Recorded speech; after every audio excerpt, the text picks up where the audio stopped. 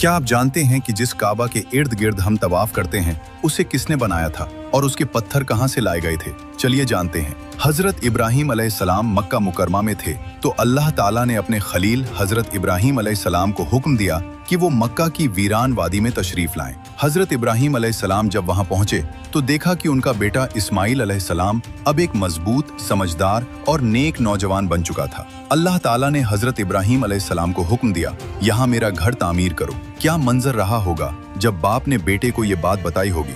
दोनों ने बिना किसी सवाल के ये काम शुरू कर दिया। हजरत इस्माइल अलैहिस्सलाम इर्द गिर्द के पहाड़ों से भारी भरकम पत्थर अपने मजबूत कंधों पर उठाकर लाते थे। उनके हाथ छिल जाते, पसीने से सराबोर हो जाते, लेकिन चेहरे पर हमेशा मुस्कान रहती, क्योंकि वो जानते थे कि ये अल्लाह का काम है। दूसरी तरफ हजरत इब्राहीम अलैहिस्सलाम उन पत्थरों को बड़ी एहतियात और मोहब्बत के साथ तरतीब से रखते जाते थे। हर पत्थर इस तरह रखते जैसे कोई माँ अपने बच्चे को गोद में रखती है। यूं दीवारें आहिस्ता आहिस्ता बुलंद होती जा रही थीं। लेकिन सबसे हैरानकुन बात ये थी कि जब दीवारें ऊंची होने लगीं तो हजरत इब्राहीम अलैहिस्सलाम के लिए काम करना मुश्किल हो गया। तब अल्लाह ने एक खास इंतजाम किया। एक पत्थर था जिस पर हजरत इब्राहीम अलैहिस्सलाम खड़े हो जाते थे और वो पत्थर अल्लाह के हुक्म से खुद ब खुद बुलंद हो जाता था। ये वही मुबारक पत्थर है जो आज मकाम इब्राहीम के नाम से मौजूद है और उस पर हजरत इब्राहीम अलैहिस्सलाम के कदमों के निशान आज तक महफूज हैं। इसी दौरान